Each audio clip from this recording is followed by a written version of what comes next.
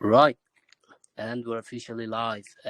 Welcome, everyone, and welcome back again to the Chainrich Global Community. We're having an AMA session with DEX223, and we have here with us Aaron.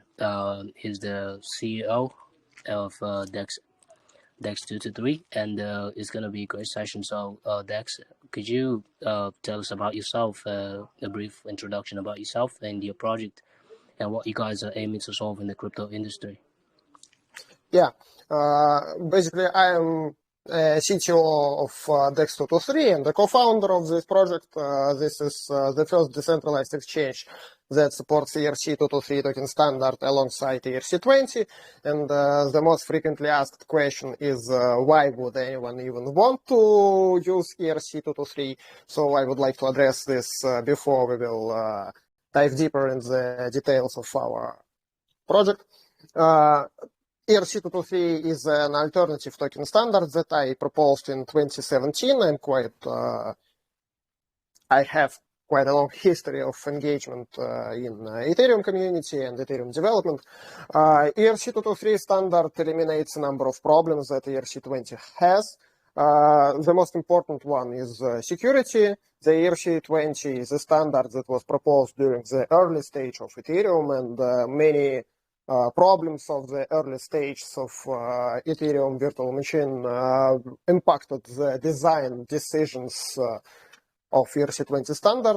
And the most common problem with this standard is that it has two transferring methods, unlike any other currency in our crypto industry. Because if you would like to deposit Bitcoin or USDT to some exchange, you are just sending those tokens, and in fact, USDT works differently because it has an alternative method of transferring it. You can authorize some third party to move tokens on your behalf. And in case you are interacting with some smart contract, you have to use this second transferring method. This opens up a security flaws in the standard.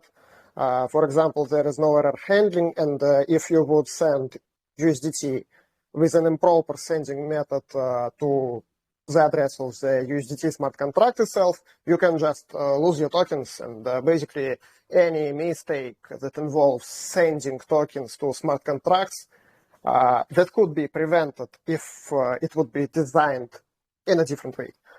This mistakes are not preventable with ERC20.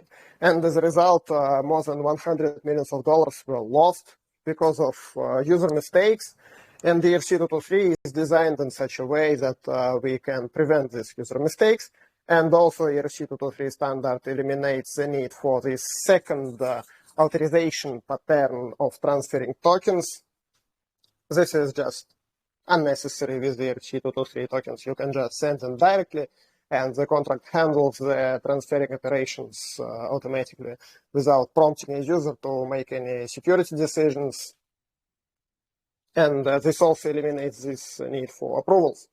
And according to Scamsniffer, more than $4 billion were stolen and lost because of approval-related issues. So we are mostly supporting this standard to solve the security problems that result in a loss of money for Ethereum users who interact with the ERC20 tokens, and they either can lose the tokens as the result of a mistake, or they can just be scammed or improperly transfer or improperly give someone an authorization to have access to the tokens because they just don't understand how those tokens work. And since we are eliminating the need for the second transferring method in ERC223, we can just save up to 30% of gas because we don't need to execute one extra step in our transferring methods. And this makes swaps, in some cases, a lot cheaper. Also, DEX223 supports decentralized listings. We can list tokens to our exchange through smart contracts without even interacting with the core development team. And we are working on a margin trading module, which would allow users to trade assets with leverage. Basically, we are working on some features which are similar to what Gearbox is currently working on for Uniswap, but we have some differences with Gearbox, and obviously the most important one is that we eliminate a lot of security concerns with ERC-223 token standard. Yeah, that's amazing. So, moving ahead to my next question. You guys support both ERC20 and ERC 223, which is not many platforms do it really like that, and I really like it. So, for the people listening, can you break down the ERC 223 in such a it's a big upgrade, and how it actually changed the user experience? Yeah. Basically, in ERC20, as I said earlier, there are two methods of transferring tokens. You can just transfer tokens by sending them directly, and the contract skips all the security checks. It just doesn't care what you are doing with the tokens, it just delivers it, and that's it. If you lose money, it's your problem. And there is another method which lets you authorize someone to transfer tokens. In ERC-223, there is just one method of transferring tokens. You can just send tokens to the recipient's address, and the smart contract does all the verifications by itself. It checks whether the recipient is a smart contract or it's an address owned by a human user or it's unknown, and it decides automatically what needs to be done. And if it's a smart contract, it can tell the smart contract that the transaction is happening, and in case the smart contract does not respond that it is supposed to receive these tokens, the tokens will be reverted back to the user's address automatically. And if you are trying to send tokens to some address which does not receive tokens, and it is not designed to receive tokens, and it does not respond to the sender, you will not be able to transfer tokens this way, and as a result, you will not be able to lose tokens to a simple user mistake like you can with ERC20. Also, I need to highlight that ERC-223 is not widely adopted yet, but we, in 2017 and 2018, it was quite an early stage of Ethereum, and it was probably possible to compete with ERC20 at that point. But right now, it is evident that the ERC20 ecosystem is quite huge. Everyone already uses the standard, and no matter what problems it has, the developers can just pick the most commonly used standard and go with it, exchange commonly leased ERC20 tokens without asking a lot of questions that they would ask if you would just pick some newer token standard. And there were many token standards like ERC677, ERC777, which also tried to solve this problem, but they didn't succeed in this adoption stage. So we are currently trying to change this paradigm of one token, one standard. We are trying to build a service, actually we already built a service that creates exactly one ERC-223 version for each existing ERC20 token. For example, users are already familiar with how USDT works.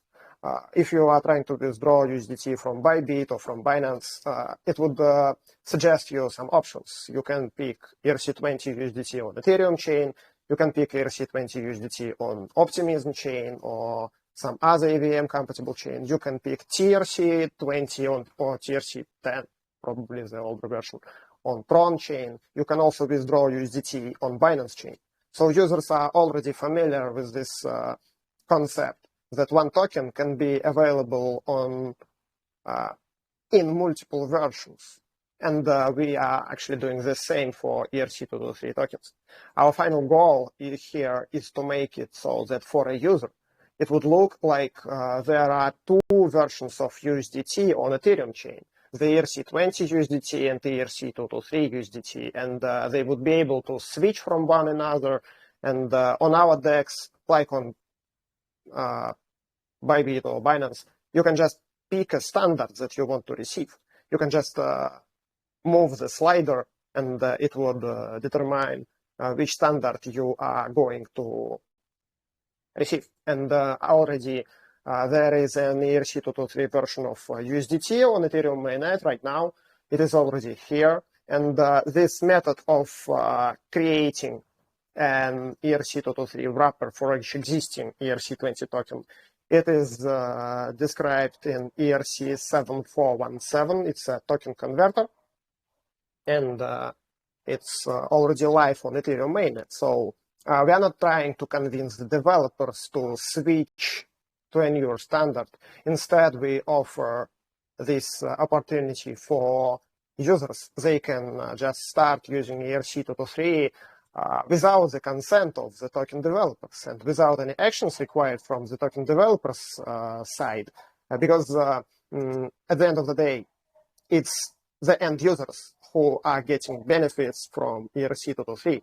It's a standard that protects them from losing their money, and it protects them from being scammed through some shady approval-related schemes or from their user mistakes, because the developers, they don't have this much incentives to start using a new standard. It only creates headache for them. They will have more problems listing their non-ERC20 token to some centralized exchange. But users, they are mostly incentivized to start using the standard because it offers them a layer of protection from a loss of money that they can suffer.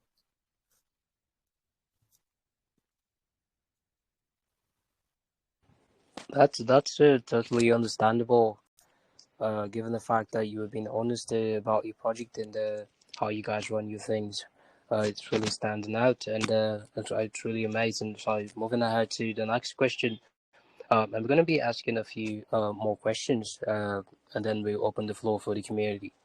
So regarding your margin trading setup, has been getting a lot of attention lately. So can you walk us through in simple terms how you keep leveraging the positions secure while still staying fully decentralized? Yeah, the core idea here is that we don't have liquidation engine on chain because it's literally impossible to implement with Ethereum smart contracts. We just outsource liquidations to third parties in exchange for financial incentives. We just check whether a position is solvent or not in the smart contract, and if it's not, we allow anyone to call liquidations on this position in exchange for a share of it. And this is how it's handled on our exchange. We just outsource what is unimplementable and what's the most problematic part of this system to third parties. And if the financial incentives are configured properly and it's profitable for them to execute these liquidations and run these calculations off-chain, this actually solves this problem. This approach is used by Gearbox with Uniswap, and it actually works. So our idea is to a significant degree overlaps with what Gearbox is doing. We differ from Gearbox in the method of configuration of this, I would say, internal parameters. In our margin trading module, we operate with margin orders and positions, and users do not provide funding for the protocol. Instead, they create orders and they configure the orders. So the lender can specify which assets the borrower would be able to trade with those funds, so that if they don't want the borrower to be able to trade some meme coins which have little liquidity and which can be easily manipulated and liquidated, they can just allow a number of whitelisted tokens like USDT, Link, and other popular tokens which have significant liquidity already, and the borrower would not be able to execute trades on some low liquidity markets. This way, in our platform, users can provide funds for our users, not for the protocol. So we don't have this like lending pools in our DEX at all. Users borrow funds from other users, and users provide funds for other users. So this is basically how we solve the problem of security in our exchange. We make the system as flexible as possible, and the users can determine which markets they allow to be tradable and which percentage of interest they want. So this is like market dynamics. When there is demand and supply, the market exists, and if the supply or demand changes, it automatically causes a reaction.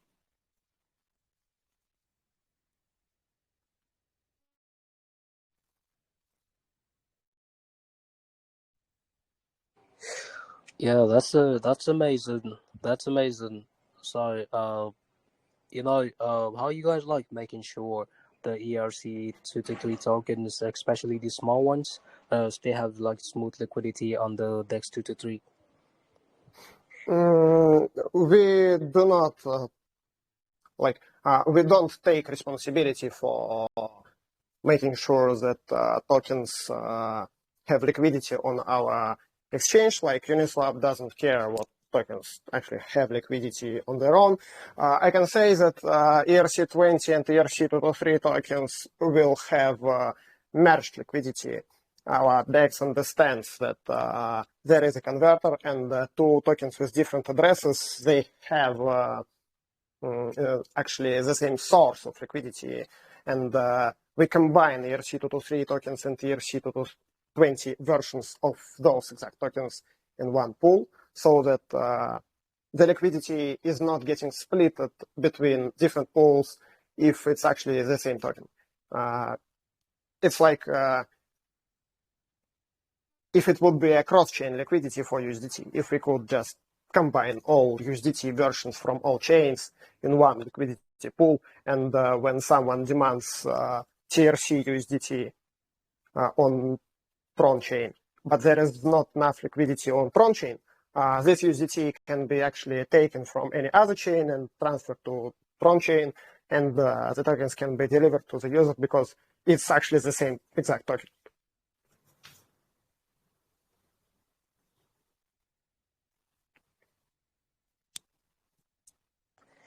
Yeah, that's quite understandable. For everyone curious about what they can use right now, which features are live today, or if there's any, and which ones come in next on your roadmap?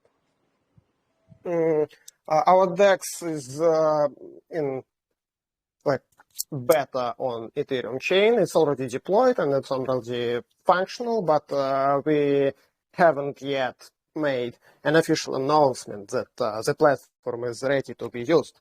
And we are currently working with liquidity providers. We want to ensure the smooth platform launch.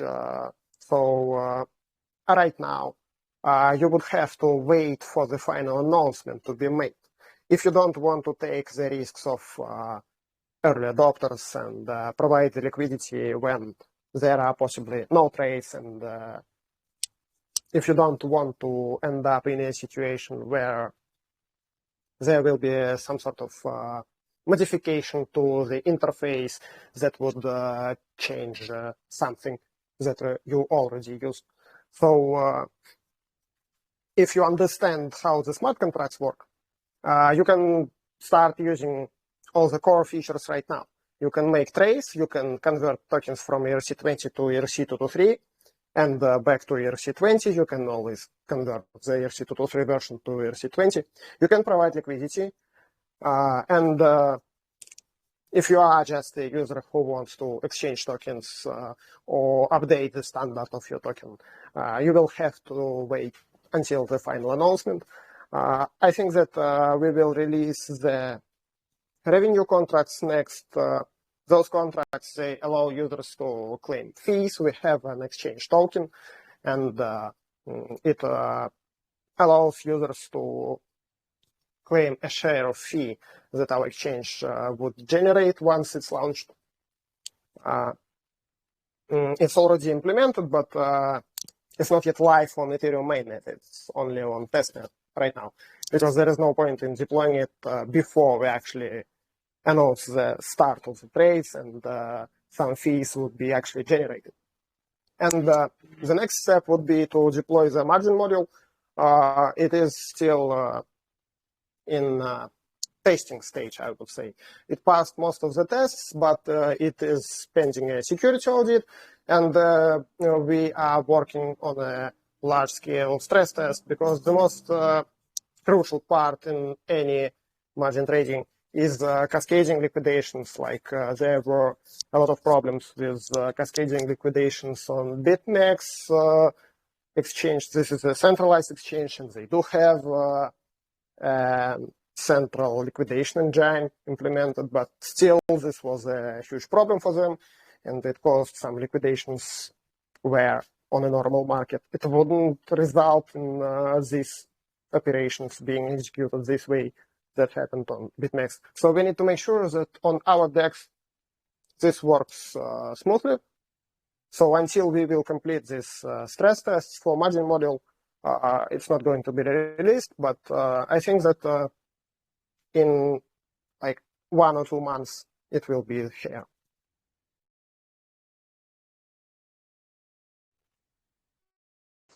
Yeah, that's good to know. That's really good to know. So I know you touched about your security perspective, but I just wanted to clarify again for the community, and also what kind of like protection or audits or systems do you guys have in place to keep users safe from the DEX223, basically for fraudulent activities and all that stuff?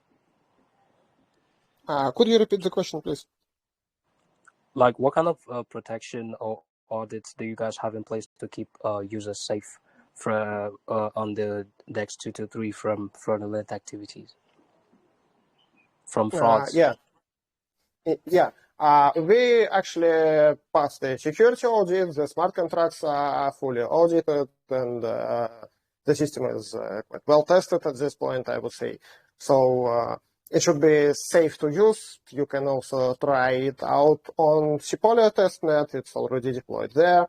Other than that, I don't think that there are any attack vectors that we need to take into consideration, because most of the attacks on such DEX are possible if there is some exploitable vulnerability in the smart contracts. And to a significant degree, our project is based on Uniswap version 3. And Uniswap version 3 code is quite safe, because it's already used in production for quite a long time and doesn't have any problems, as we can see.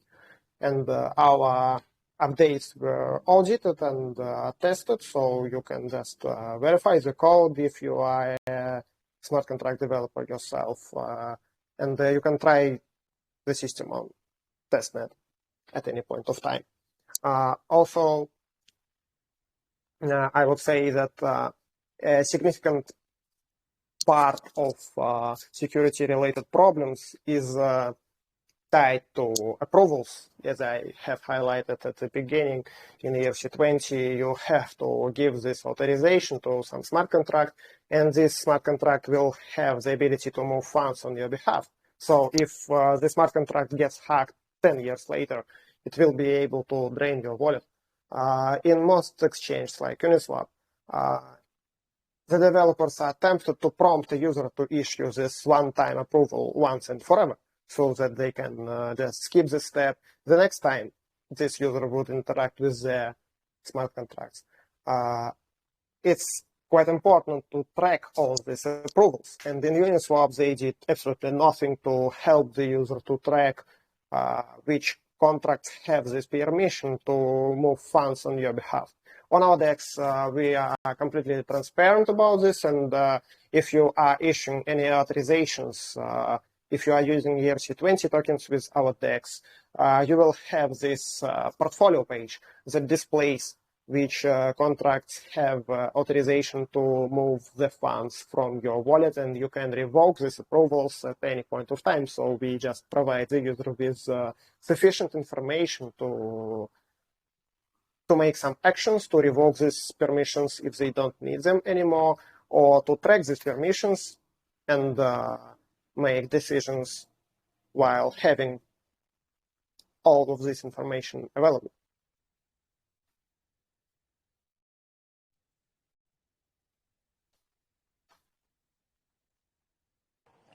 Yeah, that's amazing. Can you hear me? Yeah. Yeah, so that's amazing. So I'm really curious about something on the deeper side of your ecosystem.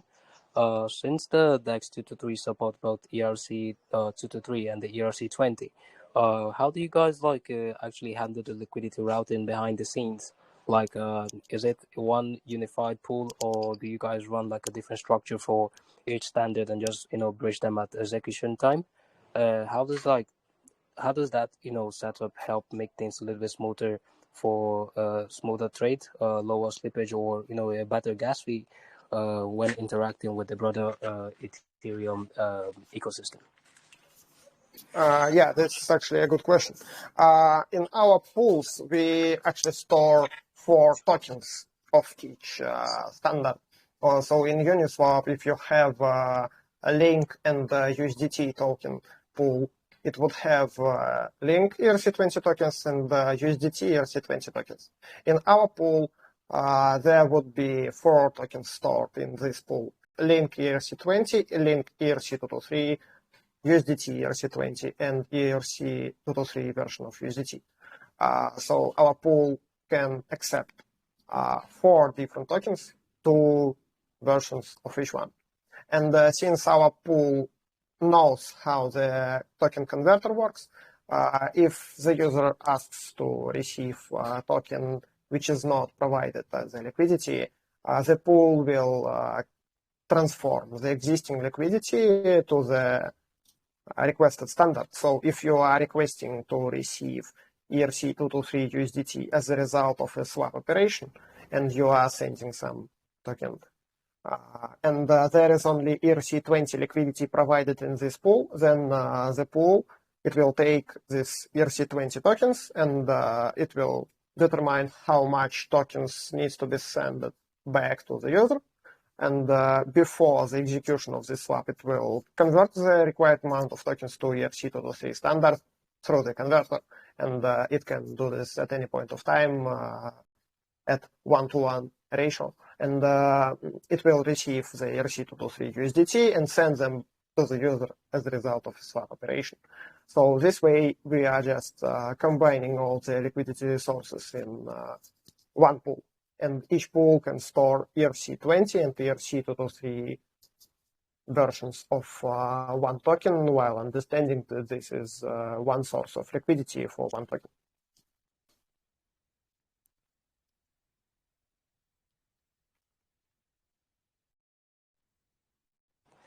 All right, that's amazing. I'm just gonna ask. This is gonna be my second to last question before we head to the community question. Uh, something I've been thinking about also in the long-term ecosystem growth around the DEX223. Since basically you're introducing a standard that fixes a lot of pain points in ERC20. So how do you guys see builders and existing protocol adopting ERC223 over time? And are you already designing any incentive tooling or partnership to make integration easier, or do you guys expect the shift to happen naturally as more projects look for safer or more efficient token behaviors? Well, I wish that Ethereum ecosystem would adopt ERC223 token standard as fast as possible, because I've built this script that calculates the amount of lost tokens. And when I found this problems of ERC20 many years ago, in 2018 there were $1 million worth of ERC20 tokens lost. In 2022, there were 63 millions, 63 to 80. And now there are $100 million lost. And this shows us that the amount of lost tokens is growing each year, and millions of dollars are getting lost because of the problems that are already known and can be fixed. So I wish we could fix this as fast as possible, and our users would stop losing money because of the problems that we are already aware of. So we are working with the adoption of ERC223 and trying to advocate for the support of this standard. And the last really active phase of this was on DEX223 in Buenos Aires a week ago. My team was there, and we actually spoke to some project developers, and we had some presentations there on DEX223. I would say that on Ethereum Foundation, the key leadership positions in security changed during the previous year. They have a new head security researcher, and I spoke to that person, and we are trying to convince the Ethereum Foundation that this problem needs to be highlighted more actively, and we need to coordinate the ecosystem upgrade. Before that, the official response to all these claims was that we know about the problem, but it's very hard to convince all the implementers to adopt something new. Right now, I'm not really trying to advocate for the usage of a new token standard. I'm mostly trying to convince people that we need to develop these upgrading processes so that if we will ever design a new token standard, there would be a method of transforming existing tokens to a new token standard. Because the smart contracts are not upgradable, we can just follow the wrapped Ethereum approach and just create versions of these tokens like we are doing with the ERC223. So I hope that we will reach out to as many educational platforms, content creators, and those people who are designing guidelines, and they will start highlighting this opportunity to make existing ERC20 tokens into ERC223 tokens. And they will highlight that this upgrading process exists. And if the Ethereum Foundation will support this initiatives, we actually need them to start giving this a little bit more highlights on their media resources rather than any other activities from their side. So if we will spread this information across the ecosystem, then the token developers will just take it into account every next time they will be designing some upgrades to their existing projects, or they will be designing new projects. So our goal here is to educate people about the existence of an upgrading process which allows tokens to be transformed from an existing standard to a new one.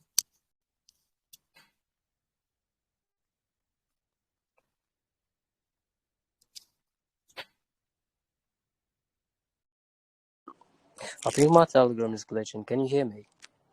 Yes, I can hear. Okay, perfect. So before we move on to the community question, is there anything the community should be looking forward to as we head into 2026? And any upcoming updates or milestones you're excited about that the community should be aware of? We will most likely have a private investments round in early 2026, or maybe even on 2025. New Year is obviously not the best time for a token sale or any investment rounds, but we were planning to allocate some share of tokens for a private investments round. So this is going to happen most likely. Also, the platform is going to be officially launched, and the margin trading module is going to be released. We are planning to deploy on other EVM chains, since the final goal of the project is to fight this financial losses caused by ERC20 standard, and we are trying to protect the ecosystem from the early days bugs of early implementations, which we can now take into consideration and fix. We're trying to make it so that people will not lose money to these problems anymore. Other platforms like layer 2 networks, they also require this solution, since standards are identical to Ethereum's. So we are trying to deploy on as many chains as possible. And obviously, there will be deployments on those new chains coming in 2026. So you can follow our news channel if you would like to stay in touch.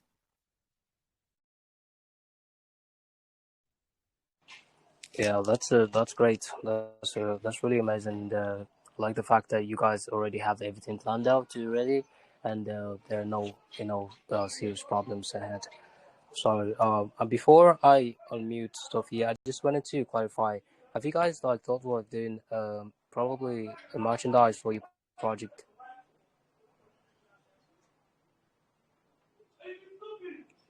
Did you get the question? Can you repeat it, please? Have you guys thought about doing like merchandise for your project? Probably t-shirt in your project's name, handbag, or face cap, hat, shoes, probably anything that would get your project out there also. It's a form of marketing. No, yeah, we don't have this at this point. I think that we will start doing this after the platform will be officially released, and users will be able to interact with it. So this is a good next step, but right now we are not doing this. Yeah, sure, no problem. Okay, it's time for the community question, guys. You can raise up your hand so I can unmute you. And okay, Ashley, Itachi, your mic is unmuted. You can ask away.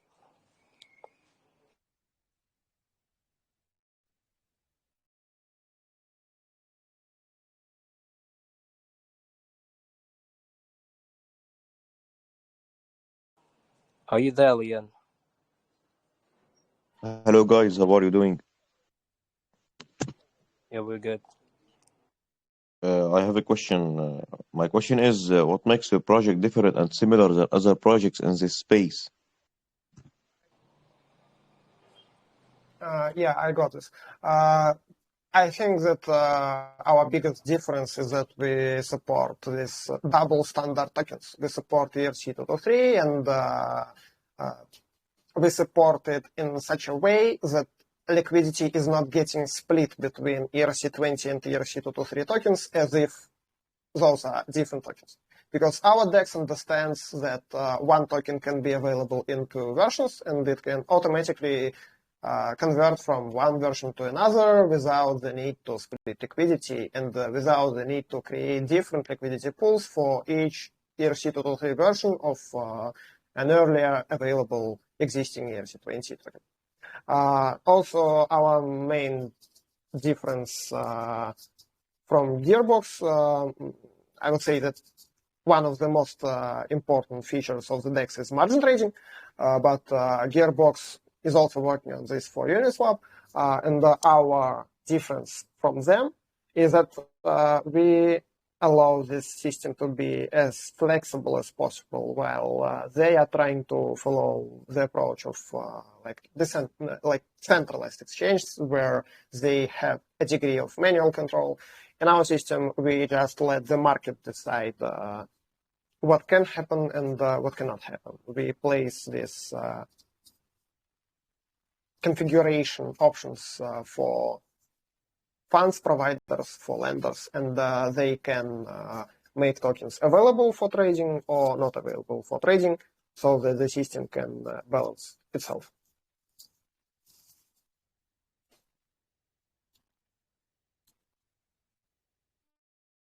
Okay, thank you for answering me, and I wish you all success and good luck in your project, guys. Thank you. Thank you. Yeah, thanks for your question, Leon. I think I muted Sophia. Sophia, you can ask your question now. Hi. Hello, Sophia. How's it going? Hello. Yeah, good to meet you. How you doing? We're fine. So on the margin trading side, the setup really looks strong. So I'm curious, as the platform grows, do you see DEX attracting mostly retail traders, or are you aiming to bring in deeper liquidity later on, like market makers and algo traders who need constant execution? I would like to ask to repeat the question because it seems I have some network issues. Yeah, you were breaking up a bit, I said, Sophia. like, on the margin trading side, the markets really looks strong. Like the setup really looks strong, and I'm just curious to know. My question is, as the platform grows, do you see this attracting mostly retail traders at first, or are you aiming to bring in deeper liquidity later on, like market makers and algo traders who need consistent execution? I think that for the margin trading, sufficient liquidity is more critical than for like normal swaps in order to avoid the market manipulations of many kinds. And in this case, we are planning to attract market makers at the beginning of the DEX launch phase so that the launch can go smooth because this is obviously a dangerous part of launching this platform. And when the margin module will go live, we will also want to communicate with market makers in order to like improve the stability of pools, I would say. Did I answer the question? Yeah, I did. Thank you very much. Thank you.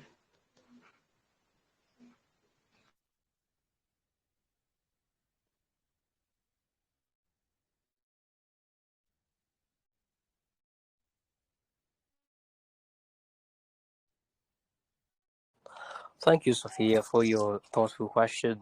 I see Brian. I muted Brian, so you can ask your question now. I think this is gonna be the last question from Brian before we round up for the session. So, Brian, you can ask away.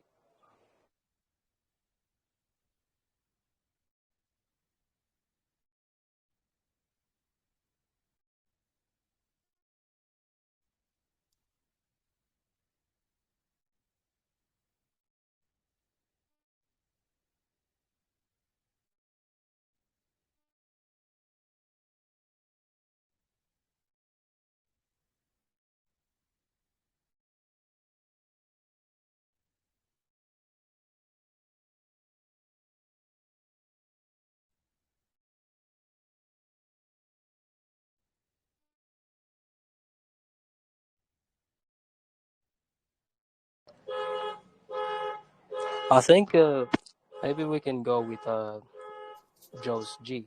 Your mic's muted if you have your question. Okay, thank you guys for the thorough update in the project. Is there any timeline in when the DEX will go live and proceed from testing phase into the main development? So is there a timeline for that? I will say that we are going to go live in the next 2 months, most likely. The bigger variable in this equation is the support of market makers. So this needs to be like solved. First, we need to make sure that we have the support of market makers during the initial stage of the DEX. So as soon as we will come to an agreement with the market makers that we are satisfied with, we will go live. But since we don't have like available agreement. At this point, I can't say for sure that we will be able to name a precise date of the launch yet. It's not officially announced yet, but I hope that we are going to go live in the next month. Because technically the platform is completed and is fully tested, and the version of DEX223 on testnet is operational for quite a long time, so we are already completed from technical perspective. We just need to coordinate this initial stage properly. Okay, thank you. I understand. As you guys have been very thorough with updates and everything. Thank you for that. Yeah, thank you for your thoughtful question, George G. It's a really amazing session today, and I think this is gonna be all we're gonna take for the AMA. And Dexter, and it's really a pleasure having you here with us. But before we round up for the session, is there like a closing statement or anything you'd like to get out there? Maybe we didn't discuss during the session. You just want to get it out there and let the community know. Yeah, I would like to wish everyone to stay safe because in Ethereum we already have some problems which are here with us for many years, and you can just lose money as a result of a simple mistake. So if you are working in this area, if you are a security researcher or media content creator, you can just write an article about it or write a post on Twitter about the problems of ERC20 or the existence of ERC223 token standard which solves these problems. If you are just a user and you are trading Ethereum, USDT, and maybe some other crypto assets, and you are storing these tokens on your wallet, you can consider using ERC223 token standard instead of ERC20 so that you would be protected from many mistakes that could result in a loss of funds for you. And if you are a security auditor or you know some security auditors, you can just add the description of these problems if you are writing a security audit report so that the implementers would know about these problems. And we should give this more exposure, and the more exposure this issue gets, the less funds we will lose as an ecosystem, and the less the chances that you personally will lose some money as a result of some user mistake or some technical problem, which is known for years and still not fixed, unfortunately. So I wish everyone to stay safe and lose as few money as possible. Thank you for the opportunity to share our updates here, and I think that's it. Oh, so yeah, that's really amazing. So I see Federico. I'm gonna mute Federico to ask the last question, and then we can close the session. Is that okay with you, Aaron? Yeah. All right. All right, Federico, you can ask away. Hey guys, can you hear me? Sound and clear. All right, yeah, thanks, brother, for the opportunity to speak. I'm really, really grateful. Yeah, so I just have a very quick question to ask, which I'm also curious about. So my question here is, every project presents its project strengths, but I admire people who know their weaknesses more. So my question here is, what do you think is the current project weaknesses are, and how do you guys plan to deal with it all? Well, obviously the bigger weakness of this platform is the adoption of ERC223 token standard. This is our main advantage, and if we are not going to convince the ecosystem participants that this is worth using, then our biggest advantage turns into just a technical feature that only our platform supports. So we are planning to attend events like DevConnect and speak with Ethereum developers. We would like to work with the Ethereum Foundation in this direction if they support our ideas of solving this problem. But up until this point, they were trying to abstract themselves from the application level problems. And this is definitely an application level problem. They are not interested in this, and this is the result of this approach. I'm trying to convince them to change this position because it will help us to stop the financial damage to our users. But once again, our main problem is the adoption of ERC-223 token standard. We are working with the current ecosystem. We are trying to reach out to influencers, security researchers, and other people who can help us to spread the word about the problem and the solution that we are trying to propose. So that would be my answer. Oh, okay, sir. Okay, yeah, that's great. I really, really love what you said, and it shows that you know what you're doing. So, yeah, thanks, sir, for the great answers, and thanks, brother, for the opportunity to speak. Yeah, that's not a problem. All right. That brings us to the end of today's session. A huge shout out to the DEX223 team, Aaron, for taking the time to break down everything and share real insights with us. We really appreciate your openness and clarity, Aaron. And thanks everyone in the community who tuned in, asked thoughtful questions, and stayed engaged. If you want to keep up with the DEX223, make sure to follow their channels and dive deeper into what they're building. We'll drop all the recaps and details shortly after this AMA. Until then, thanks you for your joining in, and see you guys in the next AMA. Bye bye.